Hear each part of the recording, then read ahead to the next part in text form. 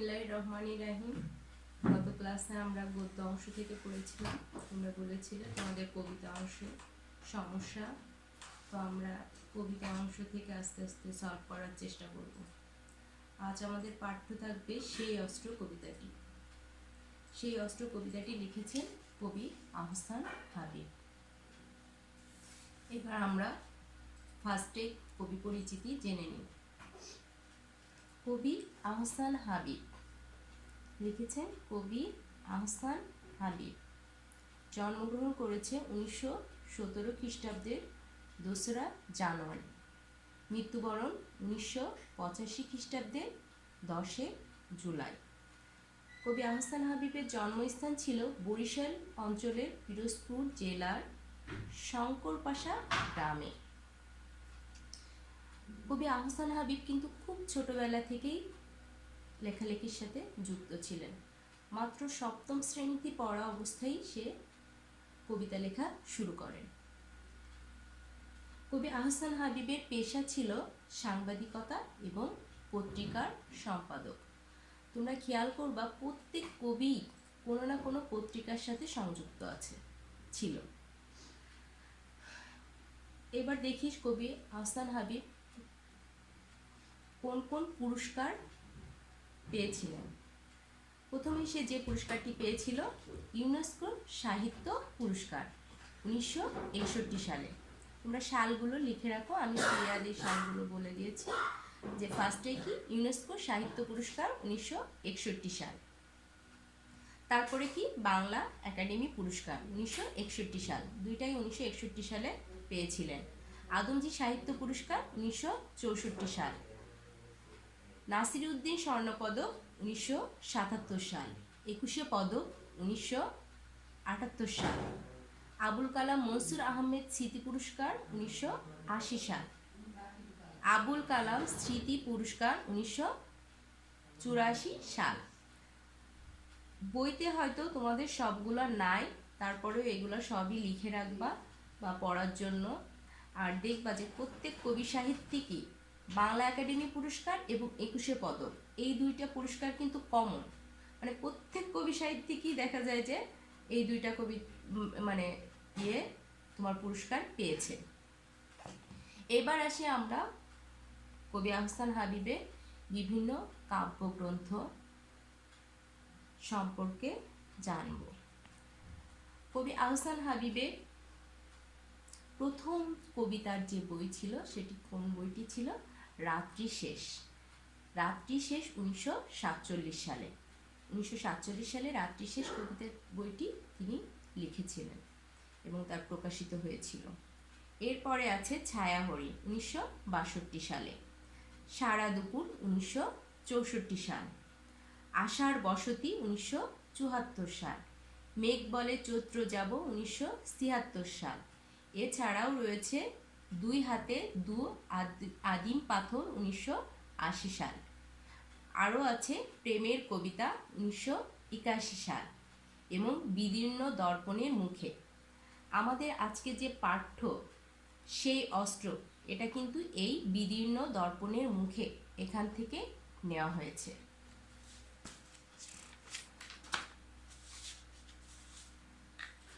এরপর আসি কবি আহসান হাবীবের কি কি উপন্যাস ছিল, সেই উপন্যাস সম্পর্কে আমরা একটু জেনে নিই। দেখো, কবি আহসান হাবীব যে উপন্যাস লিখেছিলেন তার মধ্যে একটি হচ্ছে উল্লেখযোগ্য অরণ্য নীলিমা 1960 সাল এবং রানীখালের সাঁকো 1965 সাল। তিনি খুব বেশি উপন্যাস লেখেনি, এই দুইটা উল্লেখযোগ্য। এছাড়াও আছে তার কিছু শিশুতোষ গ্রন্থ। বইতে তোমাদের শিশুতোষ গ্রন্থগুলোর নাম দেওয়া নেই, জাস্ট লেখা আছে শিশুতোষ গ্রন্থগুলো, সে বেশ কিছু শিশুতোষ গ্রন্থ লিখেছে। তো আমরা তার কিছু জেনে নিই যে কয়েকটা শিশুতোষ গল্পের তার গ্রন্থের নাম। ফার্স্টে দেখো, বৃষ্টি পড়ে টাপুর টুপুর, এই ধরনের একটা ছড়া আমরা সবাই পড়েছি না? ঠিক তেমনই, তাহলে মনে রাখা সহজ। তার ফার্স্টে দেখো, বৃষ্টি পড়ে টাপুর টুপুর 1977 সাল। এরপরে আছে জ্যোৎস্না রাতের গল্প, আরেকটি কি ছুটির দিন দুপুরে 1978 সাল। এবার আমরা আসি কবি আহসান হাবীবের সেই অস্ত্র কবিতায়। ঠিক আছে, সেই অস্ত্র কবিতার যে মূল ভাব সেটা আমরা একটু জেনে নিই। সেই অস্ত্র এখানে কি কোন অস্ত্রের কথা বলা হয়েছে?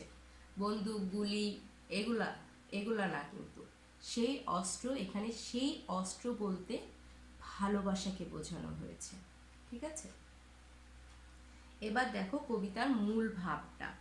এটি একটি প্রার্থনামূলক কবিতা। এই প্রার্থনা আত্মশক্তির কাছে, অর্থাৎ নিজের কাছে নিজেই প্রার্থনা করা।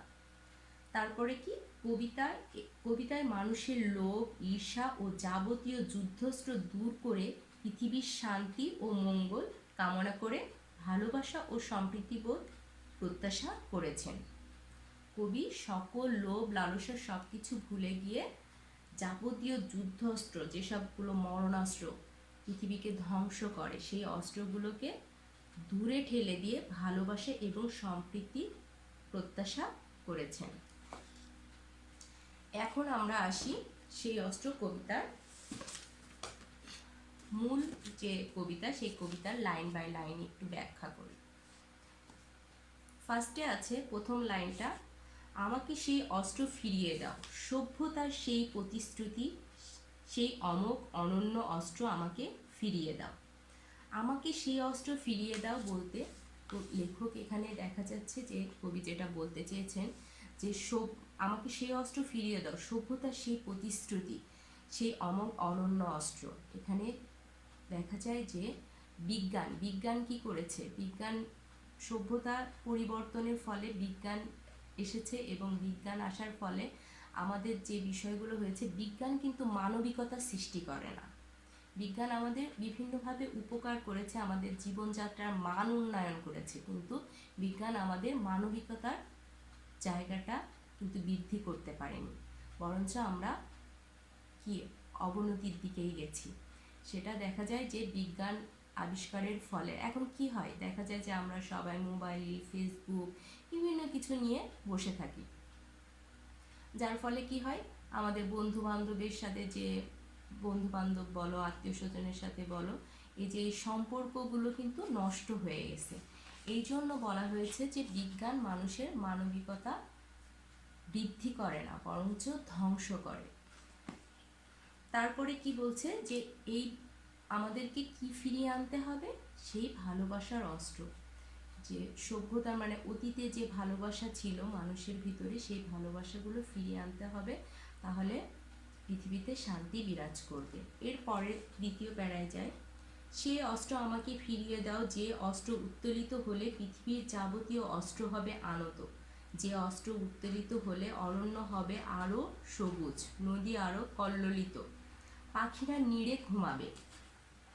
এই যে এই প্যারাটায় লেখক যেটা বুঝিয়েছেন সেটা হচ্ছে, সেই অস্ত্র আমাকে ফিরিয়ে দাও, যে অস্ত্র উত্তোলিত হলে। অস্ত্র উত্তোলিত হলে মানে এমন কোনো অস্ত্র সে চায়নি যে অস্ত্রতে পৃথিবীতে ধ্বংসাত্মক কোনো কিছু হোক। লেখক এখানে কি বলেছেন, যে এমন একটা অস্ত্র চেয়েছেন যে অস্ত্র পৃথিবীতে শান্তি টেনে নিয়ে আসতে পারে, শান্তি আনতে পারে। অরণ্য হবে আরও সবুজ, এখানে শুধু মানুষের প্রতি মানুষের ভালোবাসার কথাই বলা হয়নি, এখানে প্রকৃতির প্রতি ভালোবাসার কথাও কিন্তু বলা হয়েছে। অরণ্যর প্রতি, অরণ্য মানে কি তোমার পরিবেশ, যে প্রাকৃতিক পরিবেশ, সেই পরিবেশের প্রতি তোমার ভালোবাসা সৃষ্টি করার কথা বলা হয়েছে। তারপরে কি বলছে, নদী আরও কল্লোলিত হবে। নদী আরও কল্লোলিত হওয়ার কথা এখানে এই জন্যই বলা হয়েছে যে আমাদের যেমন কি দিন দিন প্রযুক্তির ব্যবহার হয়, যার ফলে কলকারখানা বিভিন্ন কারণে আমাদের নদীগুলো তাদের নাব্যতা হারিয়েছে, আর নাব্যতা হারানোর ফলে নদীর সেই কলকল ধ্বনিটা আমরা এখন আর শুনতে পাই না। এই জন্য বলছে যে নদীর প্রতি একটা প্রেম সৃষ্টি করতে হবে, যাতে আমরা সেই নদীর কল্লোলিত ধ্বনি আবার শুনতে পারি। তারপরে কি আছে, যে পাখিরা নীড়ে ঘুমাবে। পাখি বলতে এখানে পাখিটাকে কি অর্থে প্রকাশ করা হয়েছে? পাখিটাকে প্রকাশ করা হয়েছে শান্তির প্রতীক হিসাবে। মনে রাখবা, আমরা কি কবুতরকে বা পায়রাকে বলি যে শান্তির প্রতীক, এখানে কিন্তু পাখি অর্থেও পুরো যে লাইনটা বলেছে পাখি নীড়ে ঘুমাবে, এটা শান্তির প্রতীকে অর্থে বলা হয়েছে যে পাখিরা নীড়ে ঘুমাবে। যদি চারিদিকে পরিবেশ সুন্দর থাকে তখন পাখিরাও শান্তিমতো নিড়ে ঘুমাতে পারবে, আর পাখিরা শান্তিমতো নিড়ে ঘুমাতে পারলে আমরাও শান্তিমতো নিড়ে ঘুমাতে পারবো। তারপরে কি আছে, যে অস্ত্র উত্তোলিত হলে ফসলের মাঠে আগুন জ্বলবে না, খাখা করবে না গৃহস্থলী। এখানে সেই অস্ত্র আমাকে ফিরিয়ে দাও। এখানে বলা হয়েছে ফসলের মাঠে আগুন জ্বলবে না, খাখা করবে না গৃহস্থলী। ফসলের মাঠে আগুন জ্বলবে না এই জন্য বলা হয়েছে যে দেখা যায় যে বেশিরভাগ সময় যদি তোমার ভিতর হিংসা থাকে বা দ্বন্দ্ব থাকে, তাহলে কি হয়, একে অপরের ভিতরে যদি সহানুভূতি সৃষ্টি না হয়, তাহলে দেখা যায় যে যেমন দেখা যায় যে জমিদার এবং প্রজা এই দুইজনদের ভিতরে কি একটা দ্বন্দ্ব আছে। জমিদাররা কি করে, প্রজাদের প্রতি অত্যাচার চালায়। এখানে যদি জমিদাররা প্রজাদের অত্যাচার চালায় তাহলে কি হবে, ফসলের মাঠে আগুন জ্বলবে, তাই না? কৃষকের আর সেই ভালোবাসা নিয়ে কৃষক কিন্তু সেখানে ফসল ফলাতে পারবে না। আর যখন কৃষক ফসল ফলাতে পারবে না, তাহলে এখানে কি হবে, খাখা করবে গৃহস্থলী। এখানে খাখা করার অর্থটা মূলত অভাববোধ, মানে গৃহস্থলীতে অভাব নেমে আসবে, এই অর্থে বোঝানো হয়েছে। এরপরে দেখো, যে অস্ত্র ব্যাপ্ত হলে নক্ষত্র খচিত আকাশ থেকে আগুন ঝরবে না মানব বসতির বুকে, মুহূর্তে অগ্নুৎপাত লক্ষ লক্ষ মানুষকে করবে না পঙ্গু বিকৃত, আমাদের চেতনা জুড়ে তারা করবে না আর্তনাদ।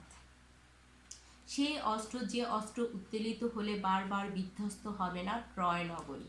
এখানে যে অস্ত্র ব্যাপ্ত হলে নক্ষত্র খচিত আকাশ, আকাশটা কি খুবই সুন্দর, তাই না?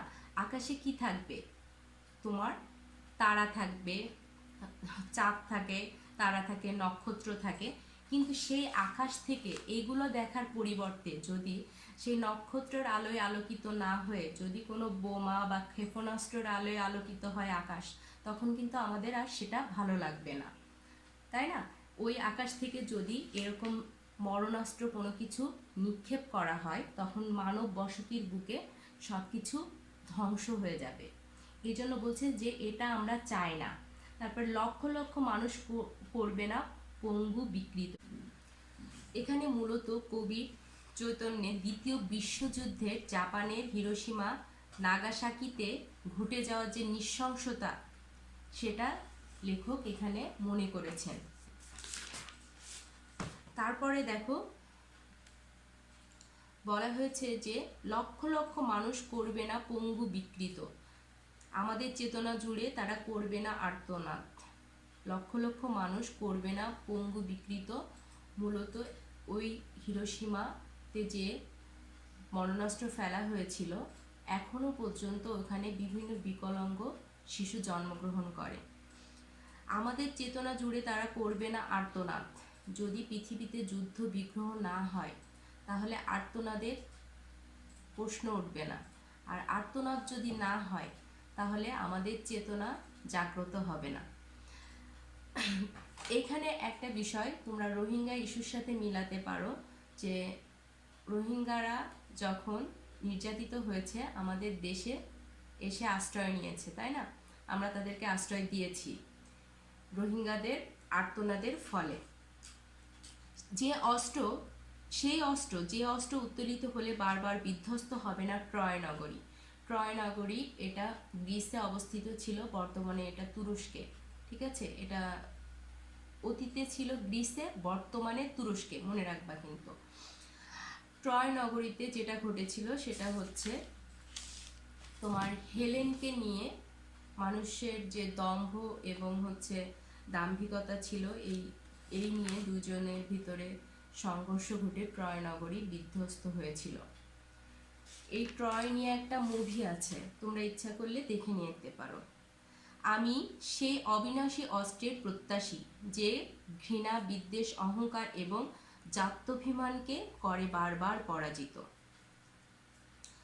যে অস্ত্র আধিপত্যের লোককে করে নিশ্চিহ্ন, যে অস্ত্র মানুষকে বিচ্ছিন্ন করে না, করে সমাবিষ্ট, সে অমোঘ অস্ত্র ভালোবাসা পৃথিবীতে ব্যক্ত করো। এখানে লেখক যে কথাটি বলতে চেয়েছেন সেটা হচ্ছে যে দেখা যায় যে আধিপত্য এবং সাম্রাজ্যবাদ মানুষকে কি করে, এই সাম্রাজ্যবাদ এবং আধিপত্য সৃষ্টির ফলে মানুষের ভিতরে নানা রকম বিদ্বেষ দেখা যায় এবং মারামারি সৃষ্টি হয়। এই জন্য বলছে যে যদি লোভ লালসা এগুলো না থাকতো, হিংসা লালসা এগুলো না থাকতো, তাহলে মানুষ থেকে বিচ্ছিন্ন হতো না, তারা একত্রিত হতো। পরে সমাবিষ্ট মানে কি, তারা একত্রিত হতো। তারপরে বলছে সেই অমুক অস্ত্র ভালোবাসা পৃথিবীতে ব্যপ্ত করো। তার মানে কি, শেষ লাইনটা এতক্ষণ আমরা যে সেই অস্ত্র বলছিলাম, সেই অস্ত্রটা মূলত কোন অস্ত্র? ভালোবাসার অস্ত্র। এই ভালোবাসার অস্ত্র পৃথিবীতে ব্যপ্ত করো। পৃথিবীতে যদি ছড়িয়ে দেওয়া যায় তাহলে পৃথিবীতে কি হবে? শান্তি বিরাজ করবে। ঠিক আছে, এখানে এখন আমরা এই কবিতাটা পড়ে যে প্রশ্নগুলো সাধারণত আসে সেই প্রশ্নগুলো একটু দেখে নিই। প্রথমে দেখো যে প্রশ্ন আসতে পারে, সেই অস্ত্র কবিতায় মানুষের যে হিংস্র মনোভাবের প্রকাশ পেয়েছে সে বিষয়টি আলোচনা করো। দ্বিতীয়ত, সেই অস্ত্র কবিতায় অবিনাশী অস্ত্র বলতে ভালোবাসাকে বোঝানো হয়েছে, ব্যাখ্যা করো। তারপরে কি আছে, সেই অস্ত্র কবিতায় কবি ভালোবাসার ব্যাপ্তির মাধ্যমে পৃথিবীতে মানবতা বোধের জাগরণ ঘটাতে চেয়েছেন, তা বিশ্লেষণ করো। এবং আরেকটা আসতে পারে, সে অস্ত্র কবিতায় মানুষের সংগঠিত অমানবিকতাগুলো বিশ্লেষণ করো। শেষ যে প্রশ্নটা আসতে পারে সেটা হচ্ছে, সেই অস্ত্র কবিতায় প্রকৃতি বিপর্যয়ের যে কথা প্রকাশ পেয়েছে তা ব্যাখ্যা করো। এই প্রশ্নগুলো পড়লেই তোমরা কমন পাবা আশা করি। তাহলে আজ এখানেই শেষ করি। আল্লাহ হাফেজ, সবাই ভালো থাকবা, ধন্যবাদ।